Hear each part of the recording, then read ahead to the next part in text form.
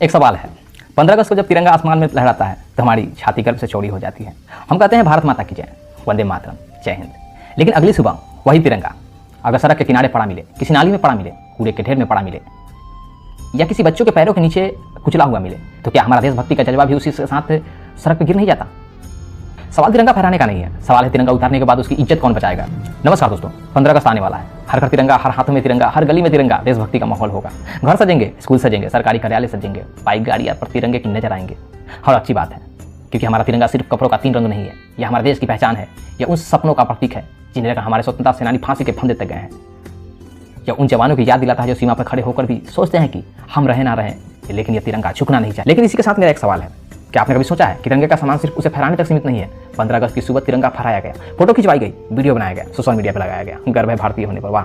लेकिन शाम के बाद और अगले दिन कई जगहों पर यही तिरंगा सड़क पे पड़ा दिखाई देता है। कहीं नाली में, कहीं कूड़े में, कहीं पैरों के नीचे, कहीं फटा हुआ, कहीं गंदगी में लिपटा हुआ। तब मन में एक सवाल उठता है, जिस तिरंगों को हमने सुबह सलाम दिया था, उसी तिरंगे को शाम तक सम्मान से रखने की जिम्मेदारी किसकी होगी, किसकी होनी चाहिए। एक दिन की देशभक्ति या पूरे साल का सम्मान? सरकार लोगों से कहती है घर घर तिरंगा फहराइए, आधिकारिक कार्यक्रम कराते हैं, स्कूल में बच्चे तिरंगा लेकर निकलते हैं, सरकारी दफ्तर में झंडारोहण होता है, देशभक्ति के गीत बजते हैं। लेकिन क्या केवल इतना काफ़ी है? तिरंगा फहराइए। या यह नहीं बताना चाहिए कि तिरंगा कैसे फहराना चाहिए, कब उतरना चाहिए, क्षतिग्रस्त तिरंगे का क्या करना चाहिए, और सबसे जरूरी उसे अपमानित होने से कैसे बचाना चाहिए। क्योंकि गृह मंत्रालय की जानकारी के अनुसार बता दें कि राष्ट्रीय ध्वज का प्रदर्शन, फ्लैग कोड ऑफ इंडिया 2002 और prevention act, insult to national honour act 1971 के प्रावधानों से नियंत्रित होता है। मंत्रालय ने यह भी स्पष्ट किया है कि क्षतिग्रस्त या अस्त व्यस्त तिरंगा प्रदर्शित नहीं किया जाना चाहिए। तो फिर सवाल यह है कि सिर्फ जनता से नहीं, सवाल व्यवस्था से है। अगर सरकार चाहती कि हर घर तिरंगा फहराए, तो क्या हर घर तक यह संदेश भी नहीं पहुंचाना चाहिए कि तिरंगा फहराने के बाद उसका सम्मान कैसे बचाना चाहिए, उसका सम्मान कैसे बनाए रखना चाहिए। तिरंगे की कहानी सिर्फ 3 रंगों की कहानी नहीं है।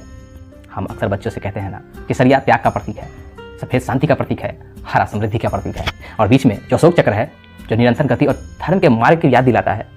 लेकिन बच्चों को इससे आई कहानी तो हमने कभी बताई ही नहीं, कभी बताना चाहा भी नहीं। उन्हें बताना चाहिए कि यह झंडा अचानक पैदा नहीं हुआ, इसके पीछे वर्षों का संघर्ष था। लाठियाँ थी, गोलियाँ थी, जेलें थी, फांसी के फंदे थे, और उन लाखों लोगों के सपने थे जिन्होंने स्वतंत्र भारत को देखा तक नहीं, लेकिन उसके लिए अपना जान कुर्बान किया था। कितने ही लोग ऐसे थे जिन्होंने आज़ादी के सूरज को अपनी आंखों से नहीं देखा, लेकिन उनके बलिदान की वजह से आज हम इस तिरंगों को अपने घर पे फहरा पा रहे हैं। तो क्या तिरंगे का सम्मान सिर्फ सेना की जिम्मेदारी है? सीमा पर हमारा जवान तिरंगे को देखकर अपने देश की रक्षा करता है। वो बर्फ में खड़ा है, वो तपती गर्मी में भी खड़ा है, वो रात के अंधेरे में खड़ा है। उसे पता है कि उसके पीछे करोड़ों भारतीय हैं, और उसके हाथों में सिर्फ हथियार नहीं, देश की आन है। लेकिन हम अपने घर की छत पर तिरंगा लगाते हैं, और अगर उसी तिरंगों को अगले दिन सड़क पर पड़ा देखते हैं, तो क्या हम उसे उठाते